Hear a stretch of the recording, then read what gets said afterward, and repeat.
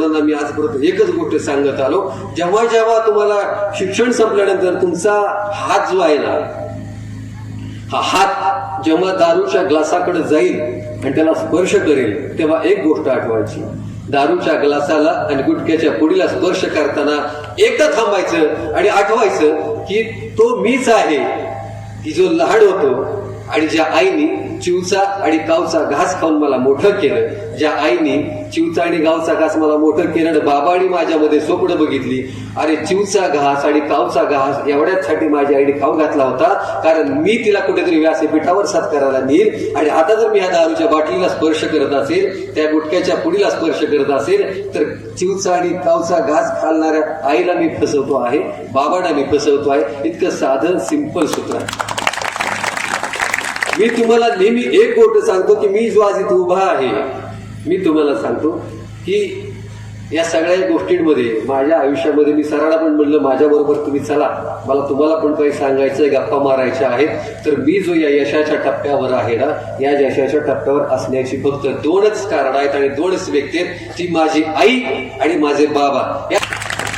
माझी आई अशिक्षित आहे, अजिबात फारसं तिला लिहायला येत नाही, तिला वाचायला येत नाही, पण मी आनंदी आहे. माझ्या आनंद जो चेहऱ्यावरचा आनंद आहे ना, त्या माझ्या चेहऱ्यावरच्या आनंदाचं जे कारण आहे ना, ते कारण माझी आई आहे.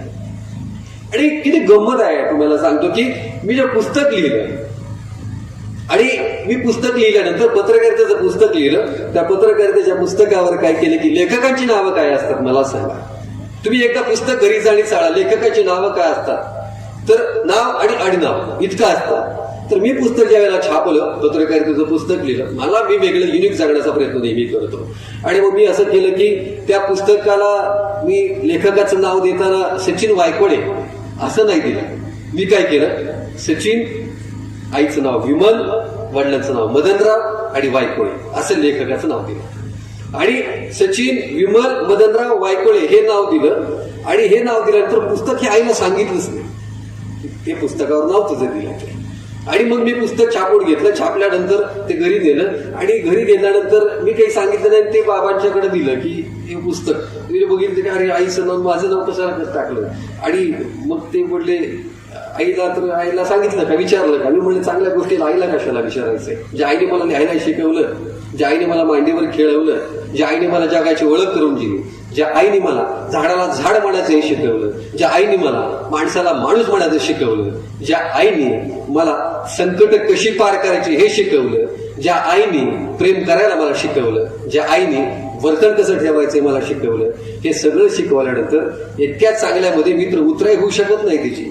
कारण तिची उतराई होणं या जन्मात नाही, इथून पुढे 10 जन्मात सुद्धा म्हणलं कधी शक्य नाही. आणि मग मी आईचं नाव ठेवलं. त्यामुळे ते म्हणाले की ते गेले आईकडं आणि म्हणाले की अरे तुला तर ते आईला तर आमच्या लिहायला येत नाही. आणि ती म्हणली की तुझं नाव पुस्तकावर लिहिलं. ती म्हणली माझं कशाला नाव पुस्तकावर येते, मला तर लिहायला येत नाही, वाचायला येत नाही. माझं नाव लिहिलं सचिननी पुस्तक, माझं कसं नाव येईल. नाही लेखक म्हणून तुझं पण नाव टाकले पुस्तकात. आणि मग तिने चष्मा घेतला, थोडं थोडं तिला वाचायला येतं. आणि मग पुस्तक हातात घेतल्यावर तिने बघितलं की सचिन विमल मदनराव वायकोळे. विमल नाव वाचल्यानंतर तिचं नाव वाचलं, तुझ्या डोळ्यातनं जे अश्रू यायला लागले. ती म्हणाले की बापरे, आईला किती उंचीवर नेऊन ठेवलं मला. मी म्हणलं उंचीवर तुला मी ठेवलं नाही, मला तू उंचीवर नेऊन ठेवलंय आणि म्हणून मी ते घेतलं. या जगामध्ये आई आणि बाबा ही दोन माणसं अशी आहेत ना, आपल्याला उंचीवर नेऊन ठेवतात, लक्षात घ्या. आणि त्यांच्यामुळे आपण उंचीवर जातो, आपल्यामुळे ते कधी उंचीवर जात नाहीत. आणि आपण तेवढे मोठे पण नाही आहोत की त्यांना उंचीवर नेऊन ठेवायचं. त्या आईच्या चेहऱ्यावरचा जो आई अश्रू बघितले, त्याच्या चेहऱ्यावरचा आनंद बघितला, त्याच क्षणाला मी जी काही 200 पानं 300 पानं 3 वर्ष झाली लिहित होतो ना, एका क्षणात ते सगळं फिटलं. एका क्षणात हा जो आनंद आहे ना, हा आनंद आपल्या भोवताली आहे. आपल्याला एकच गोष्ट आपल्या कळत नाही आहे की आपल्या जगण्यातली सौंदर्य स्थळं कोणती आहेत. आपल्या जगण्यातली जी सौंदर्य स्थळं आहेत ते जगणं सुंदर असावं, तर जगणं सुंदर दिसावं, तर जगणं सुंदर करण्यासाठी सुंदर जागा घरातल्या कोणत्या आहेत, जगण्यातल्या कोणत्या, ते आपल्याला आतापर्यंत माहिती नाहीत. इथं व्याख्यान ऐकायला बसलेले 70 वर्षाची सुद्धा माणसं आहेत. इथं व्याख्यान ऐकायला बसलेले 20 वर्षाची सुद्धा मुलं आहेत आणि 10 वर्षाची सुद्धा मुलं आहेत. पण मी तुम्हाला सांगतो, जगणं सुंदर करण्याच्या सगळ्या जागा त्या उंबऱ्याच्या आत आहेत. तुम्हाला सांगतो, माझा आई आणि वडील हा आवडीचा विषय कशासाठी आहे की ज्या ज्या वेळेला मी या सगळ्या गोष्टींकडे पाहतो त्यामुळे मला वाईट वाटायला लागतं की या सगळ्यांमध्ये भाऊ भावावर प्रेम करायला हवा आहे. आपण आई बाबांनी प्रेम करतातच करतात, परंतु तुम्हाला आणखी एक गोष्ट आठवत असेल की लहानपणी ताप आल्यानंतर तुम्हाला शेजारचं कोणी दवाखान्यात घेऊन गेलेलं नसेल, पाऊस येऊ द्या, ऊन असू द्या, लाईट जाऊ द्या, त्यावेळेला तिथं दवाखान्यात घेऊन जाणारा तुमचा वडीलच असतो. आणि कितीही संकट असू द्या, कितीही आयुष्यात संकट असू द्या, सगळी जगातली माणसं फितूर होतील, मात्र आई बाबा आयुष्यभर फितूर होणार नाहीत.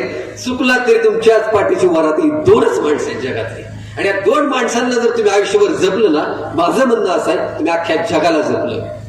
आणि उमरेच्या आतलीच माणसं तुमच्या सोबत नाहीत आणि तुम्ही बाहेर टाळ्या मिळवायला लागलात आणि म्हणतो की मला किती नमस्कार आहेत. आणि नमस्कार तुला 100 जरी असले तर तुझा माथा जर आठवड्यात एकदा सुद्धा आईच्या आणि बाबाच्या चरणावर टेकत नसेल तर तुझे 1000 सुद्धा नमस्कार शून्य आहेत बाहेरचे.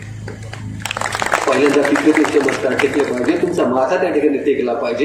एक गोष्ट प्रचंड वेदना देणारी मला वाटते, आणि ती वेदना देणारी गोष्ट माझ्यासाठी आहे की ज्या क्षणाला या देशामध्ये वृद्धाश्रम जन्माला आली ना, त्यावेळेला खऱ्या अर्थानं आपण माणुसकी संपवली.